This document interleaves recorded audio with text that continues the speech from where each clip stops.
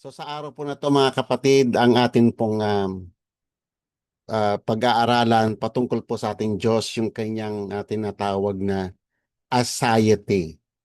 Ito po ay mga foreign word sa atin, ano? Ano ba yung aseity of God? Ang ibig pong sabihin ng aseity ganito.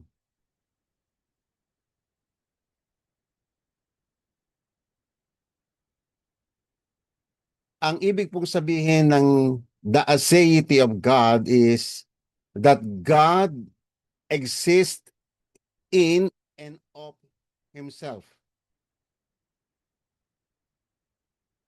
He is completely independent of anything outside himself. It means that God is self-existent.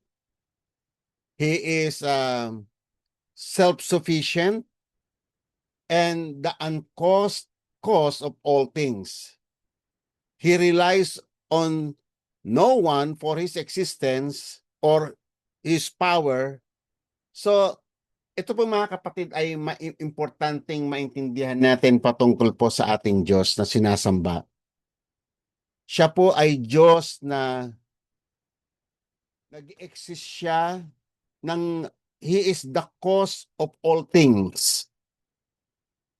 Karamihan po kasi sa mga tanong sa atin, ano, karamihan sa mga tanong, especially ng mga atheist, kung ang Diyos ang gumawa sa atin, sino ang gumawa sa Kanya?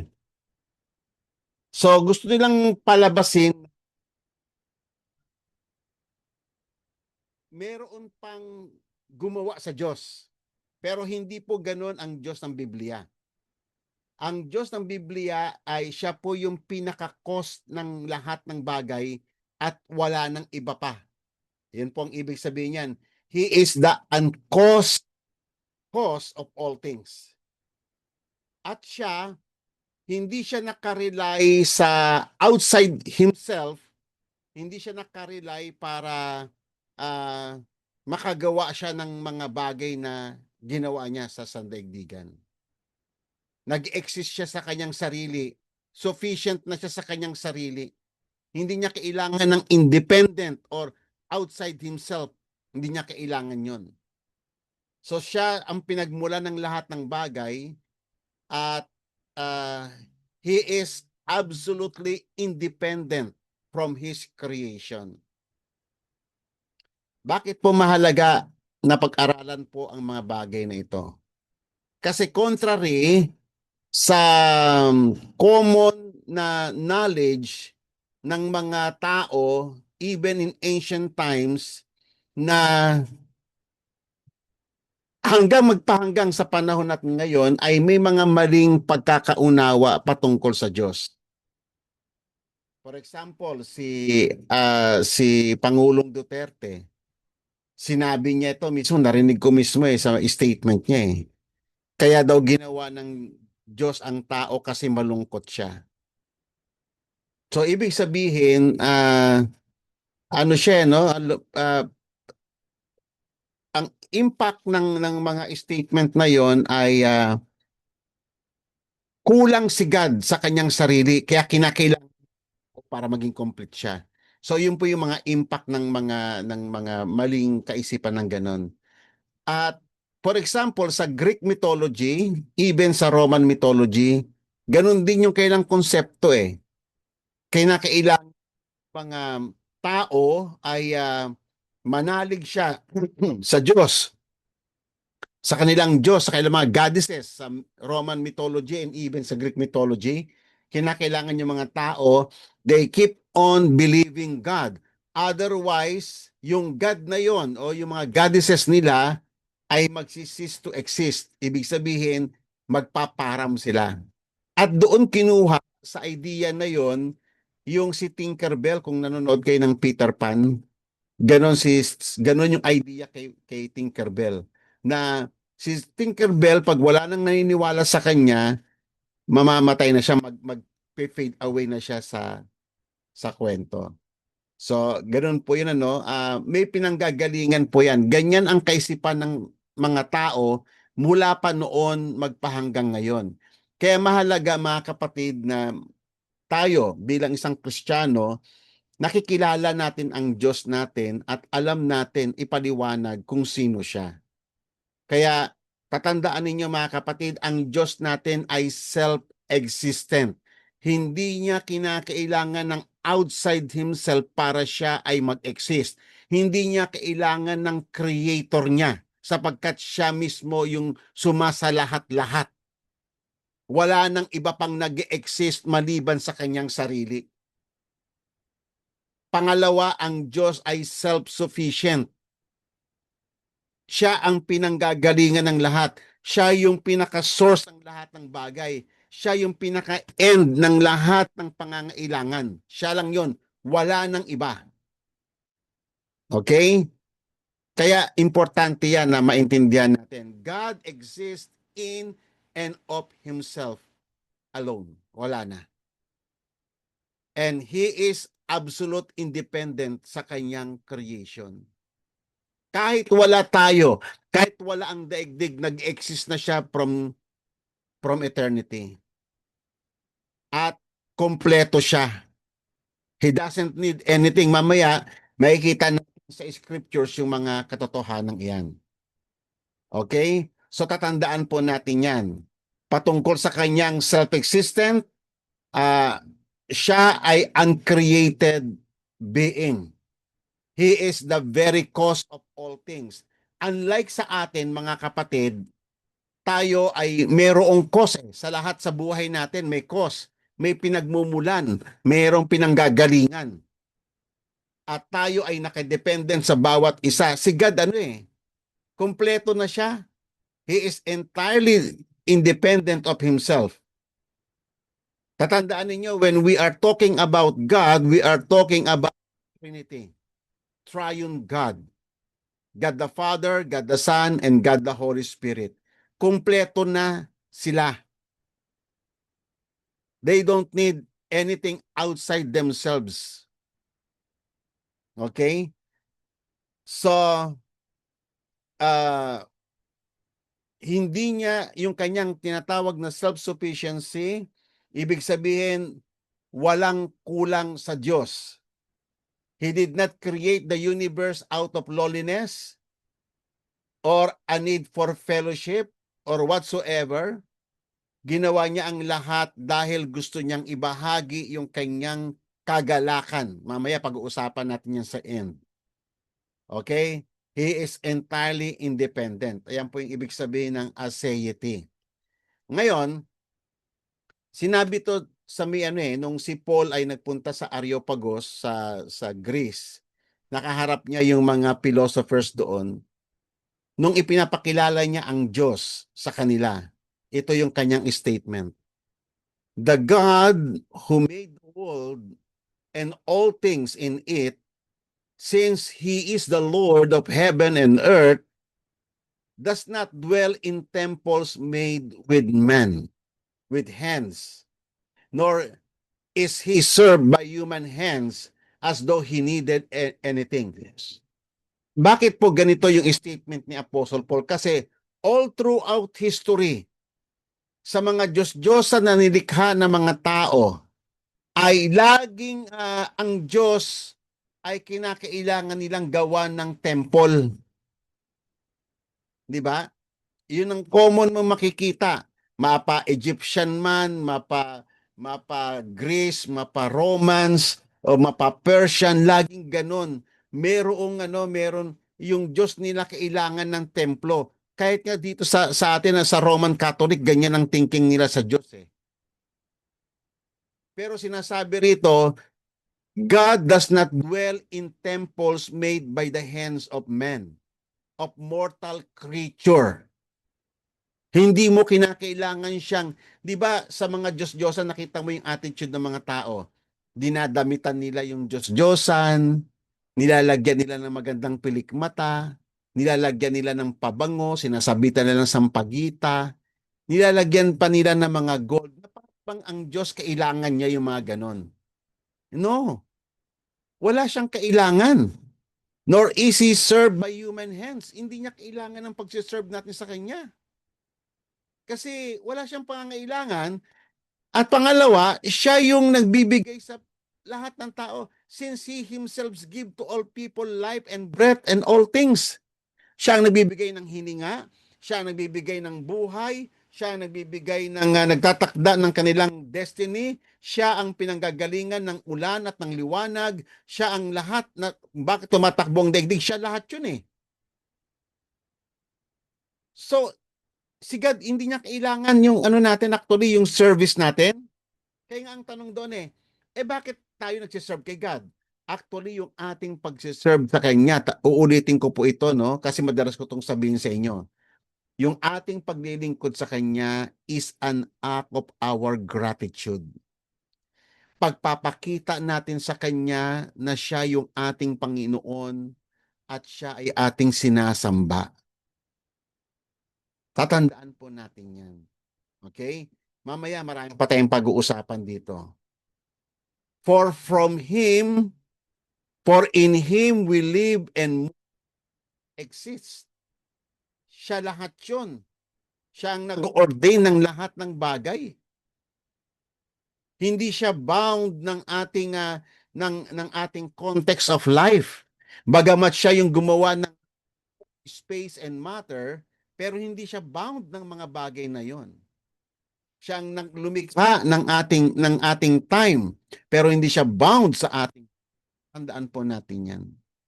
Kasi siya ano siya hindi niya kailangan yung anything outside himself.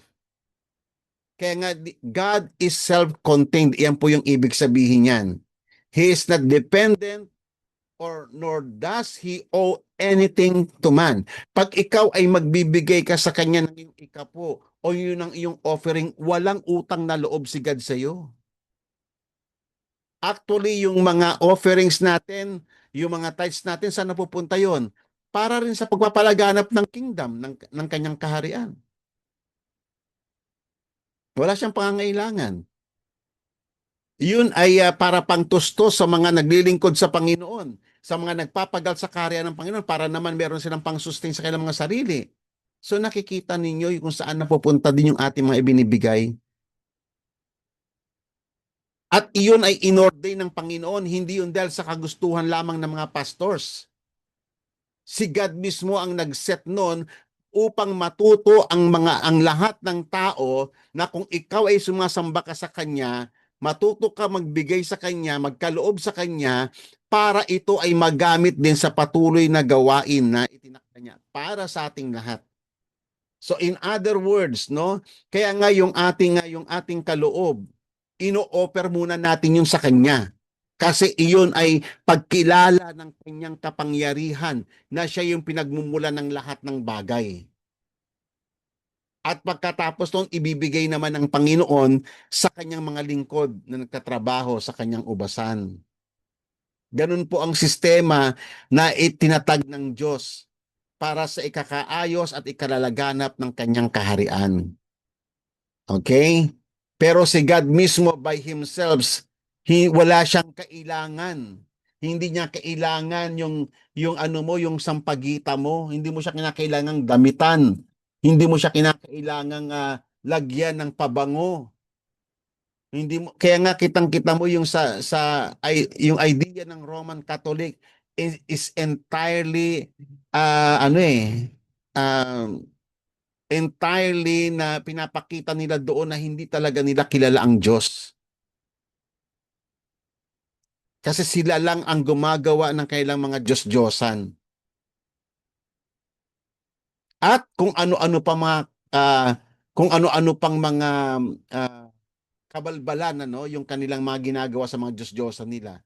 Minsan nakita ko yung Santo Niño na pinapahalagahan nila. Minsan nakadamit ng pang-basketball. Minsan nakadamit ng nakadiaper.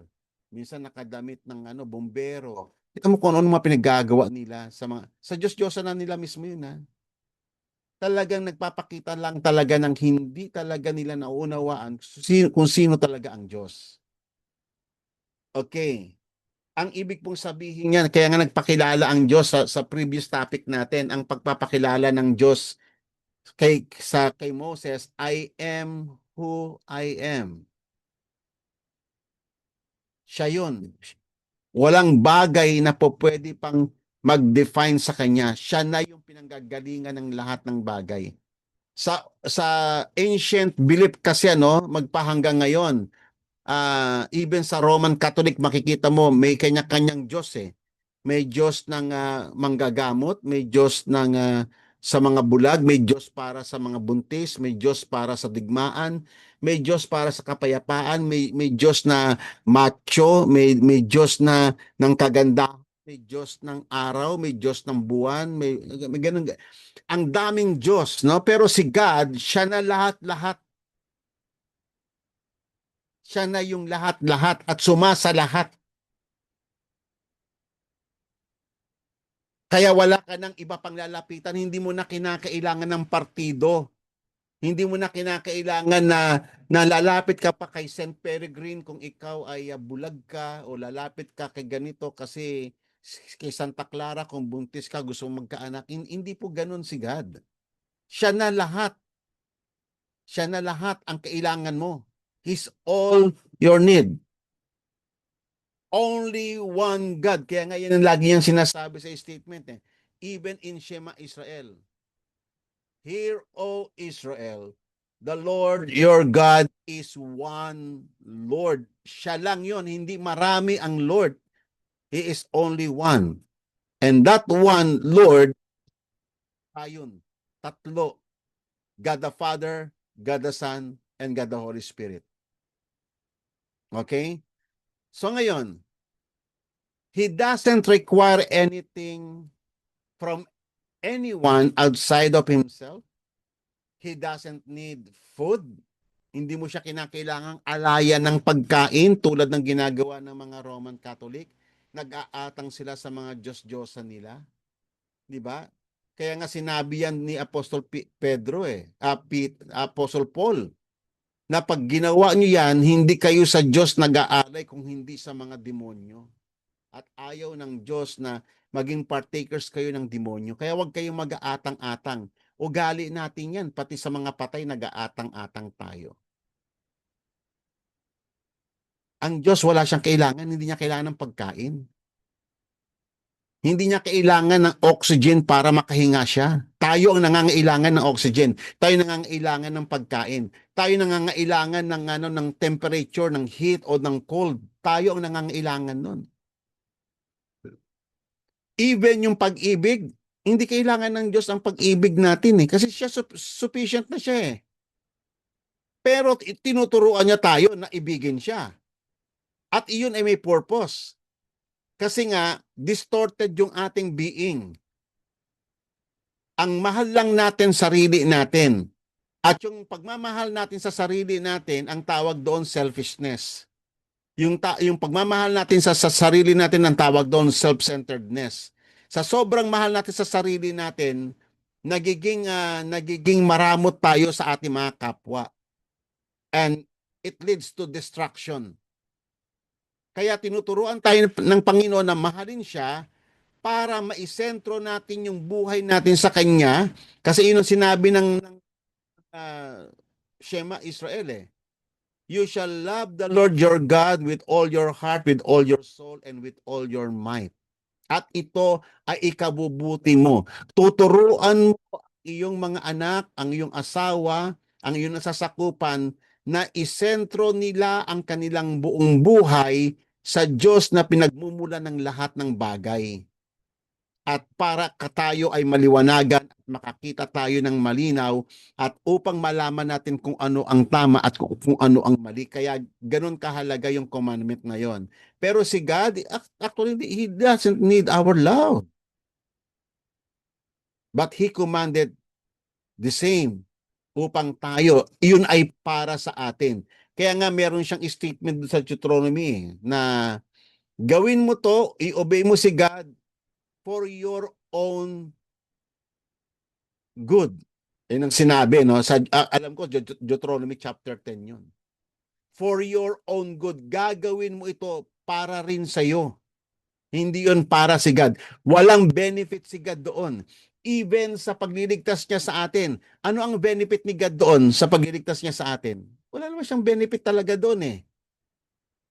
Mula nung ginawa niya tayo, hanggang sa iniligtas niya tayo, wala namang talagang nakuhang benefit si God doon. Puro tayo ang nakinabang sa mga bagay na yon. Okay? Even yung ating worship. Kaya lang tayo kinukuman ng Diyos na i-worship natin siya kasi yung ating worship is distorted by sin. Di ba tayo, lumuluhod tayo sa mga bato, lumuluhod tayo dahil sa ating kamangmangan. Luluhod ka sa mga rebulto na kung ano-ano mga sinasamba natin, pati patay sinasamba natin. Pati hayo, pati daga, pati araw, buwan, bituin, kung ano-ano, no? Kaya nga, tinuturuan tayo ng Panginoon na i-focus mo natin ang ating buong energy sa Kanya lang para tayo ay pagpalain niya. Pero sa totoo lang, sa totoosin lang, walang benefit si God doon. Tayo ang nakikinabang doon. Okay? God is totally self-sufficient. Tatandaan po natin yan. He created all things and He sustains all things. And He doesn't need anything from His creation for His existence. Tatandaan po natin yan. Kaya nga, yung popular na song na You Are God Alone, alam niya alam niya yung the doctrine of God's aseity. At iyon yung nilagay niyang lyrics niya rito. Sabi niya, you are not a God created by human hands. You're not a God dependent on any mortal man. You're not a God in need of anything we can give. By your plan, that's just the way it is. So alam niya yung doctrine ng aseity. You are God alone. From before time began, you were on your throne. You are God alone. Siya lang ang nagpapatakbo ng buong universe, wala ng iba. Walang mga Diyos-Diyosan na inaakala ng mga tao, kaya nga ang Diyos-Diyosan ay likhang isip lamang ng mga tao. Gawa lamang ng mga haka-haka ng mga tao na ayaw kumilala sa Diyos. Pero ang totoo nun, there is only one God and He rules the entire universe. Walang single event or single thing or single atom na mag-exist apart from His knowledge. And that is the God of the Bible. Sabi niya rito, and right now, in good times or bad, you are on your throne. You are God alone at wala nang. At iyan, kinuha yan sa scriptures. Yang kanta na yan. At alam kong familiar sa inyo yan kasi kinakanta rin natin dito yan. Okay? So, in contrast, tayo na mga creatures, tayo na mga nilikha ng Diyos. Kung papaano ang Diyos ay independent siya of Himself, tayo naman ay entirely dependent tayo, unang-una sa Diyos na ating manilikha at sustainer ng buhay. And then, dependent din tayo sa ating fellow creatures. We cannot live without our fellow men. Kailangan natin yung nagtitinda ng ulam, kailangan natin yung mga farmer, kailangan natin yung karpintero, kailangan natin yung mga tubero, kailangan natin yung policeman, nakadependent tayo sa bawat isa. At ganun din yung cycle. Yung farmer, kailangan niya rin tayo. Kailangan niya rin yung serbisyo ng isa. Kailangan niya yung produkto ng isa. Nakadependent tayo. Ang buong society ay tumatakbo na tinatawag na interdependent. Kaya nga tayo, in direct contrast tayo ng ating Diyos. Kaya nga, huwag niyong aakalain na ang Diyos ay tulad natin. No, He is not.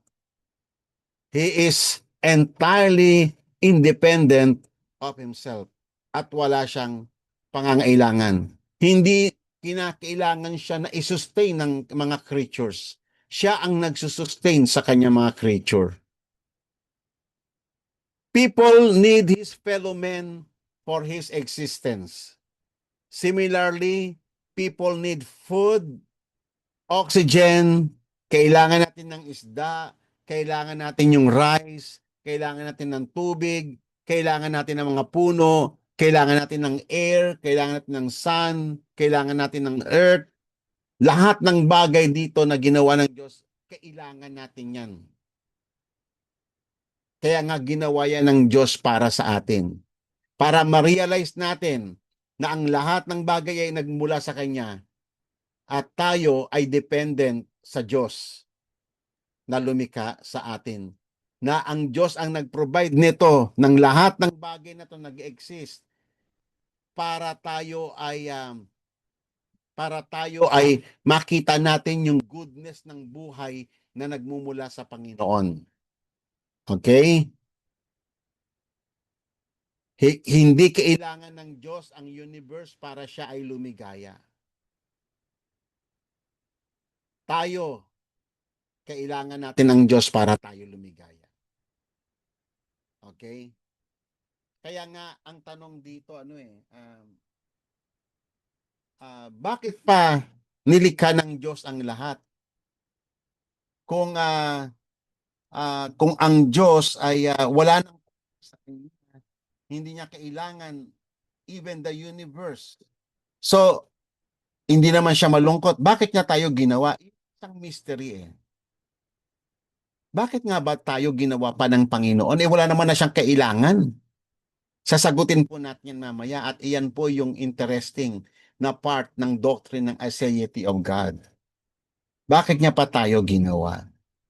Kasi kung titik pong pag-aaralan ninyo ang Diyos, yung kanyang mga salita, yung bagay niya sa kanyang sarili, nilikha niya ang lahat ng bagay for His pleasure. Nilikha niya ang lahat ng bagay because of His joy. Ibig sabihin, nilikha niya yung itong nakikita natin sa buong creation. Mula sa mga planeta, sa mga tao, sa mga hayop, sa mga puno, at sa lahat pa ng nilikha sa ilalim ng dagat, sa ilalim ng lupa. Lahat ng ito ay nilikha ng Diyos because of His joy. And even si Christ, sinabi yan sa Hebrews. Kaya tayo niligtas ng Panginoon. Kaya tiniis niya yung lahat ng hirap sa cross. Ay para, sabi roon sa Hebrews for joy set before Him, He endured the cross and suffered the shame.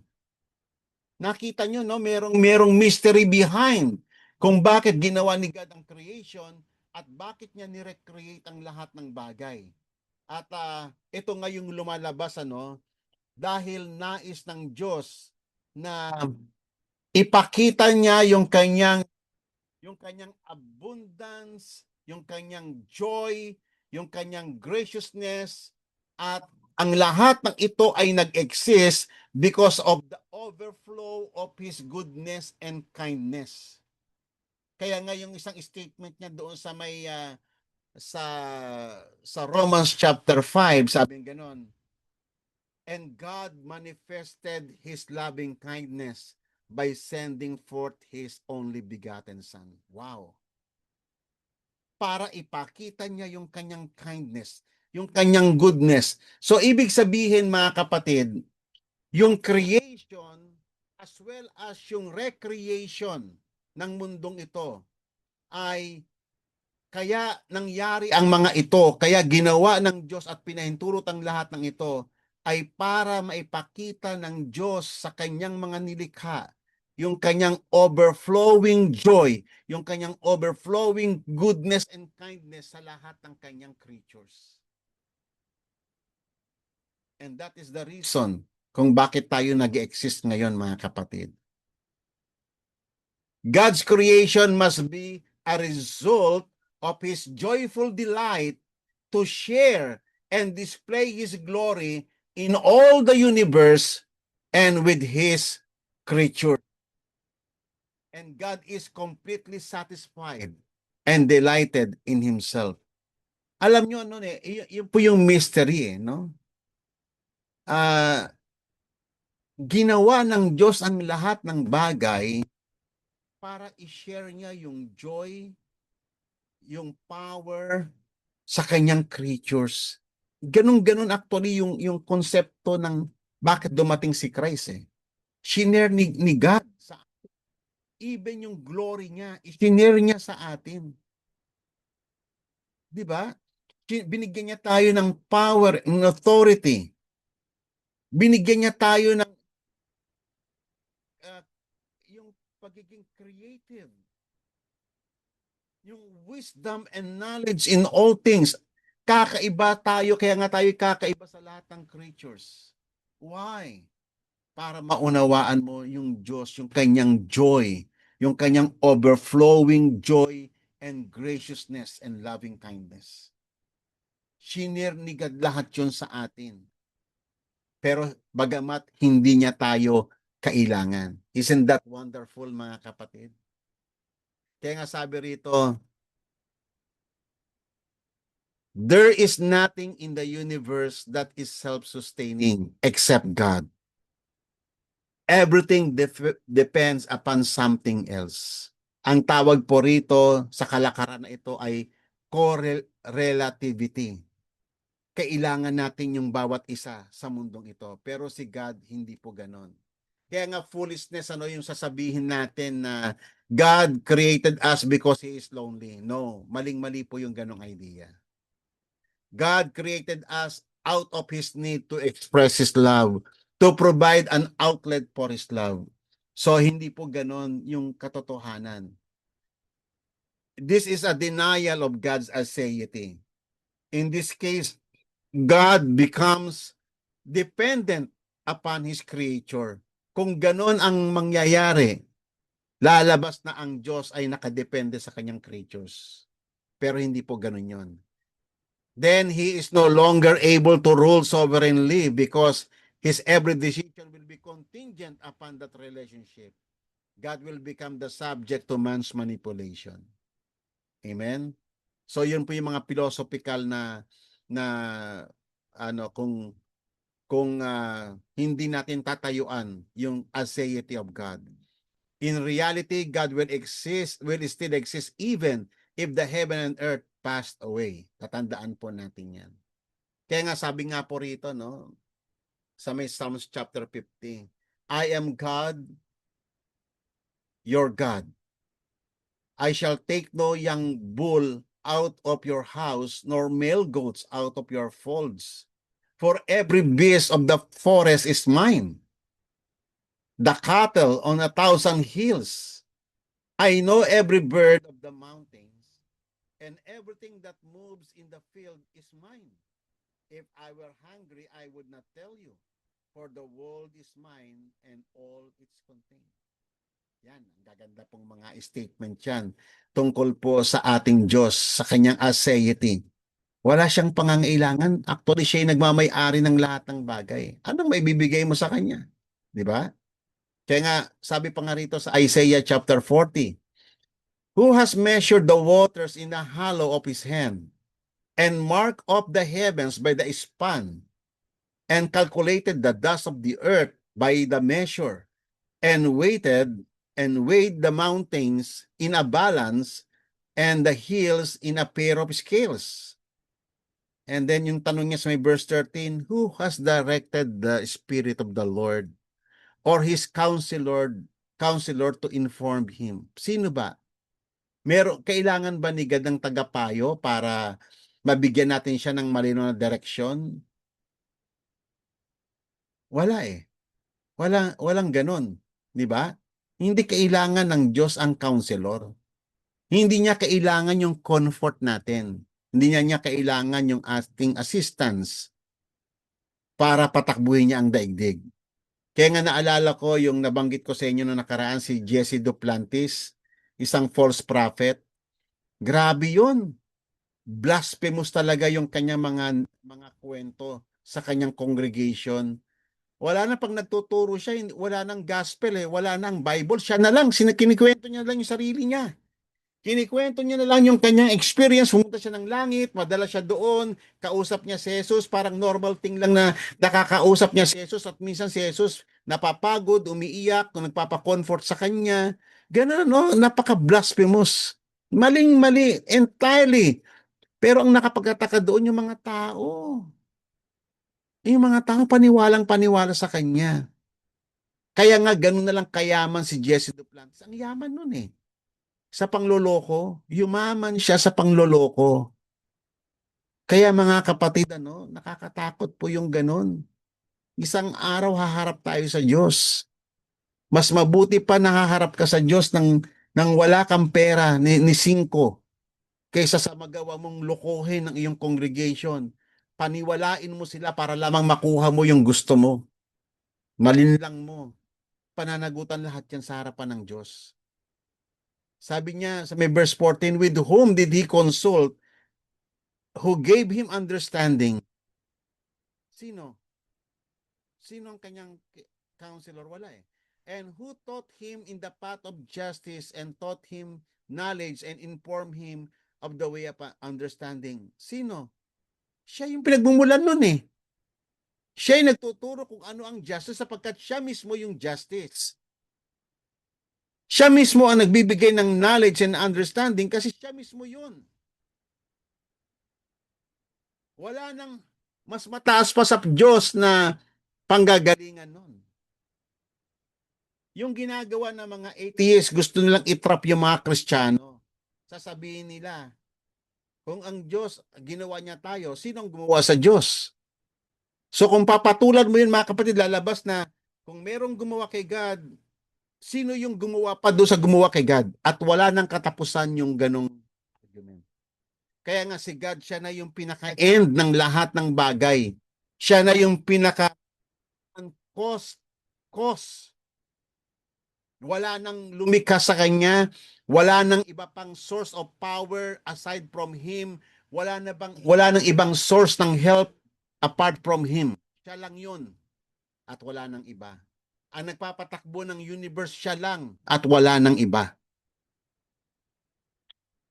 Behold, the nations are like a drop from a bucket and are regarded as a speck of dust on the scale.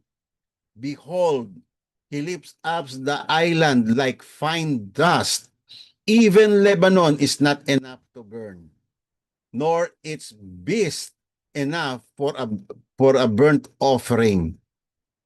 All the nations are as nothing before him. They are regarded by him as less than nothing and meaningless. And that is the God of the Bible. He is a big, big God. He is a great God. Amen? Wala nang bagay pa na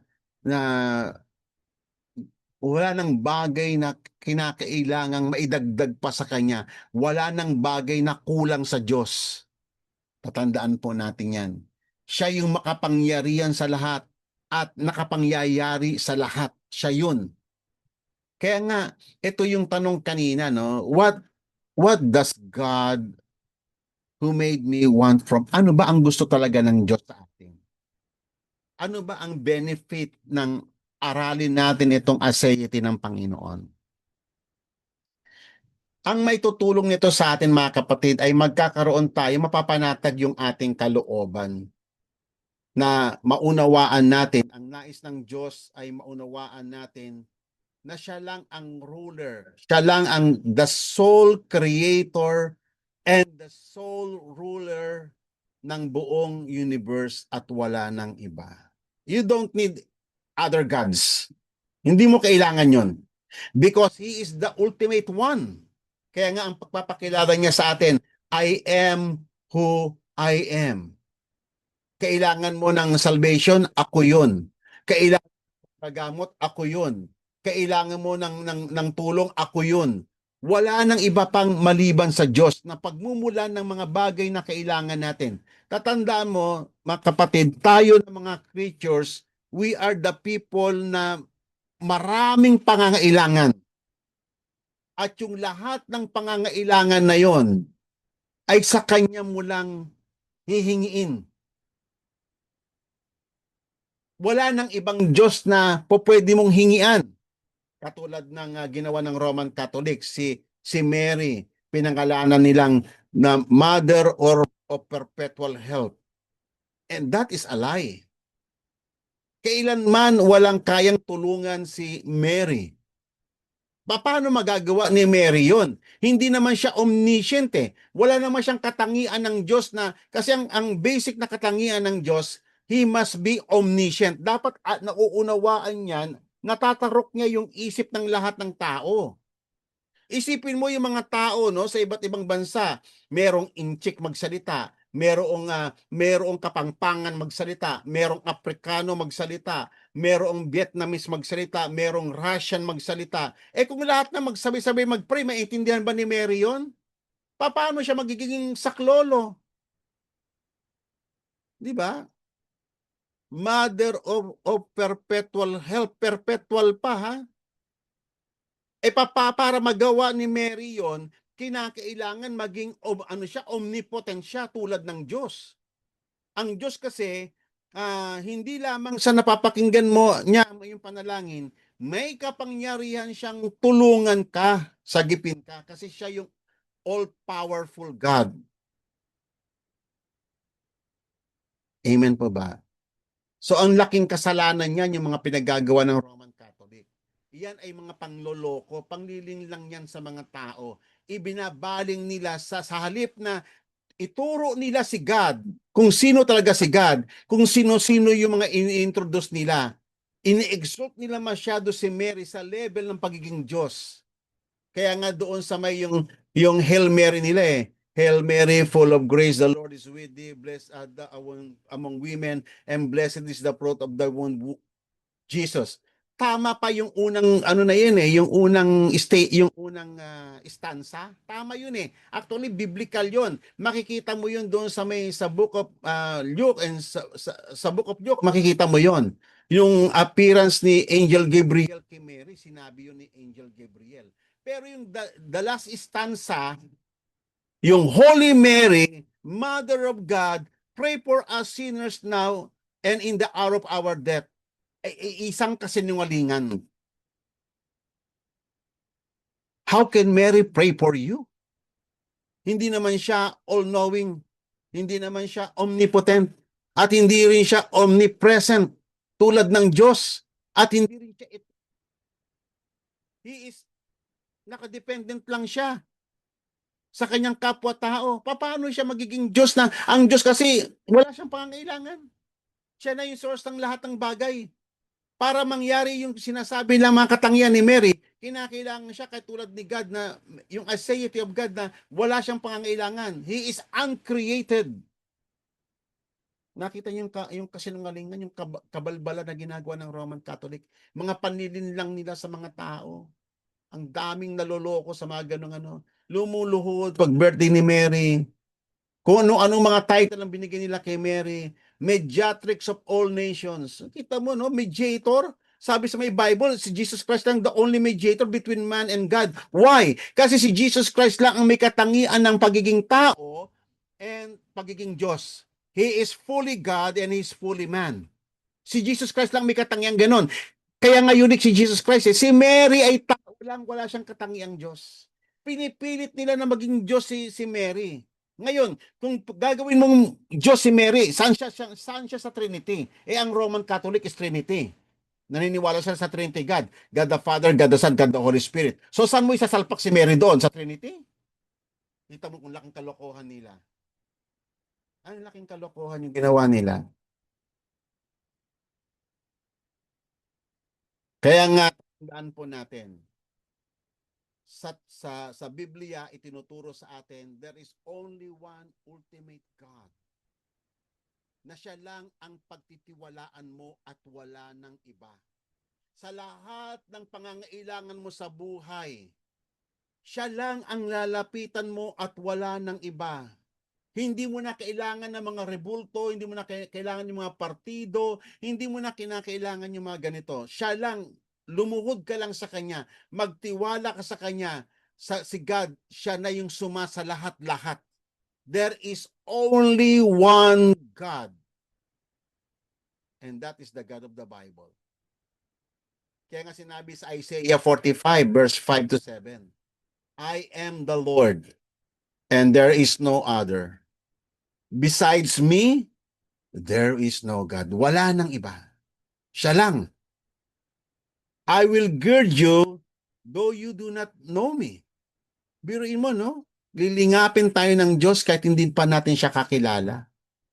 Verse 46, that men may know from the rising to the setting of the sun that there is no one beside me.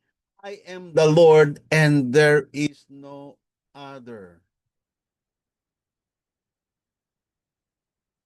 There is no other. Hindi mo na kailangan ng iba. Si God ay sufficient na para sa ating mga pangangailangan. Uulitin ko, tayo ay mga creature ng marami tayong pangangailangan para tayo ay mabuhay sa mundong ito. At lahat ng pangangailangan na yon, mula sa iyong hininga, kayong kaligtasan, sa iyong kapayapaan, sa iyong kakainin, sa iyong liwanag, lahat ng iyon ay ang Diyos lang ang pagmumulan, wala nang iba. Kaya nga sinabi rito, no, sa ating last verse, sabi rito sa may Isaiah 66 verse 1 to 2, Heaven is my throne, and the earth is my footstool. What is the house that you will build for me? And what is the place of my rest? All these things my hand has made. And so all these things came into being. Sabi ng Panginoon, ako naggumawa ng lahat ng bagay sa mundong ito. Anong gagawin mong tirahan para sa akin? Saan mo ako iko-contain? Anong templo ang gagawin mo sa akin? Ang earth lang ay tungtungan lang ng aking paa. So kulang ang lahat ng materyales para gawan mo si God ng ano.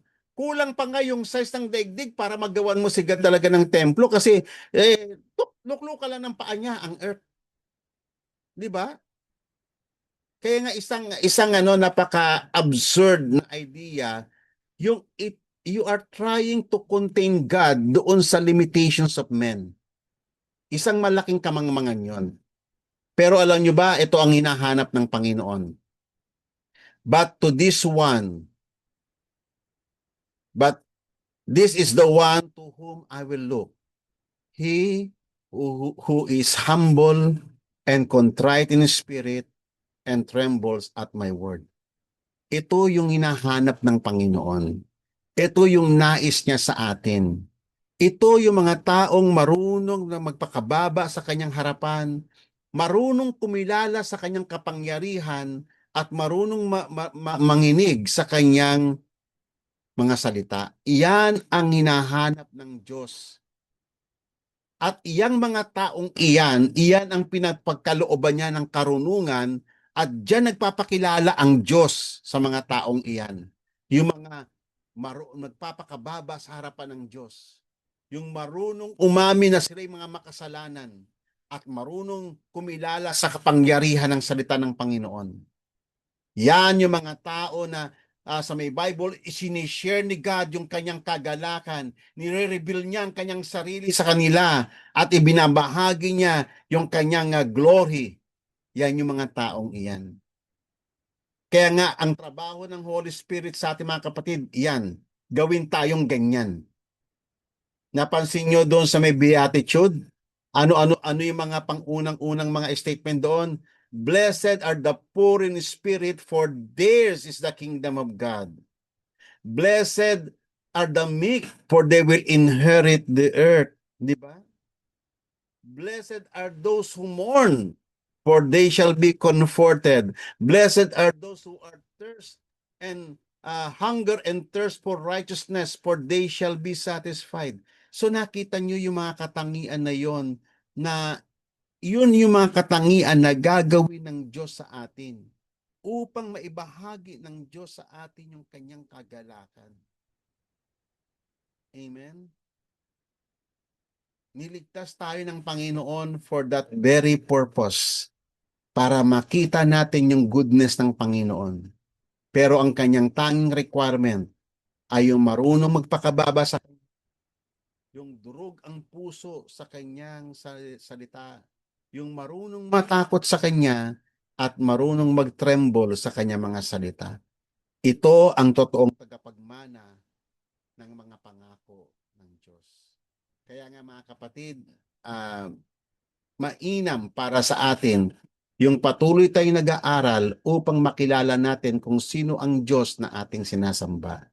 So purihin ang Panginoon sa gabing ito at tayo po ay mananalangin. Amen. Okay, so tayo pong lahat ay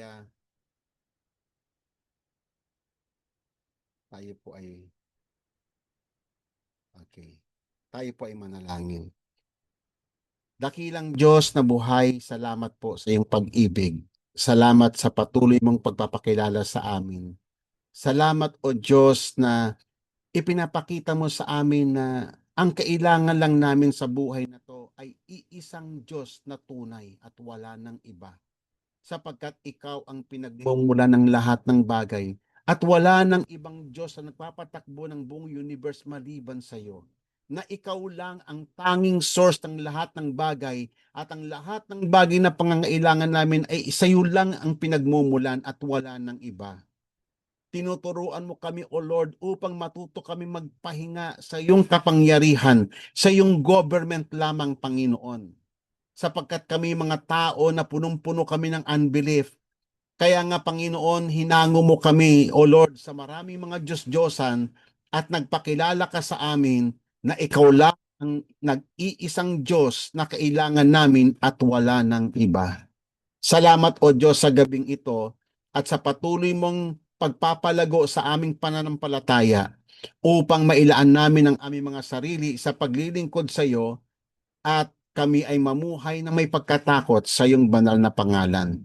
Purihin ka o Diyos sa gabing ito, sambahin ang banal mong pangalan ngayon at magpakailanpaman. In Jesus' name we pray. Amen.